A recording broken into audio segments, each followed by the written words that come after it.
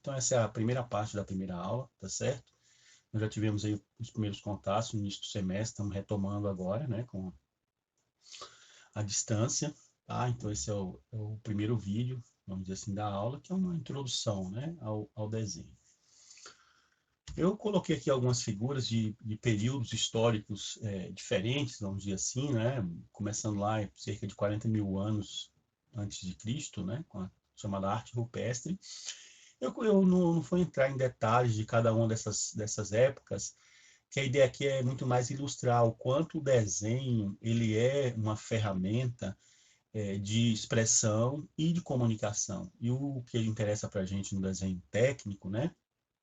É exatamente o desenho como uma forma de comunicação, como uma ferramenta de comunicação, como uma linguagem de comunicação, né?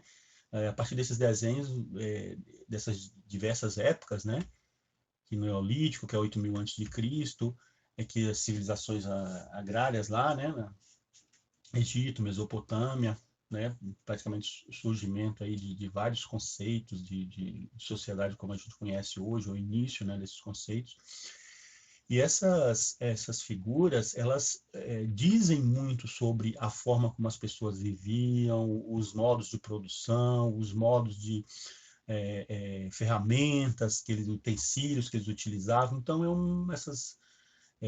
esses desenhos, né, essas figuras, eles são formas de comunicação e expressão desses povos, não é de comunicação. A gente conhece um pouco mais desses povos hoje a partir da forma como eles desses desenhos, né, que foram ficando e interpretações, né, a partir dos desenhos, a gente conhece um pouco mais dessas civilizações, etc. Tá? Então aqui já a antiguidade clássica, né, que é até 476 ali depois de Cristo, então começa 1.000 anos antes de Cristo, vai até 476 depois de Cristo, né, quando a gente tem aí, né, a Idade Média, né, Idade Média, e a gente ainda na Idade Média, que é só um segundo exemplo, aqui já é a Idade Moderna, né? Aí você já tem uma coisa interessante aqui, que é, né? Então aí você já tem a questão do Renascimento, Idade Média da perspectiva, o homem.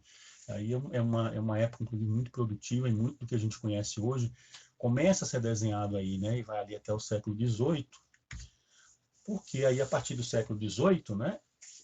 A gente começa a ter, até por conta da Revolução Industrial e etc., a necessidade de se representar graficamente objetos que possam ser construídos. Em alguns casos, construídos por pessoas diferentes ou em escalas, né? Questão de reproduzir, fazer vários objetos. E aí é nesse contexto que surge o Gaspar Monge, né? O idealizador da chamada geometria mongiana, né? Ou geometria descritiva e etc. Tá certo?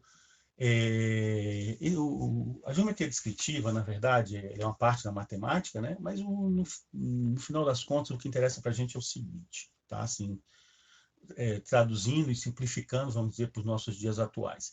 Eu tenho um objeto que está no espaço, ou um objeto construído, ou um objeto que vai ser construído, que está sendo concebido. É um objeto 3D, né?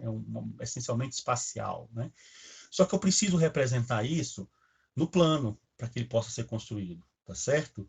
E essa representação no plano, ela tem que ser capaz de traduzir, de representar o objeto no espaço.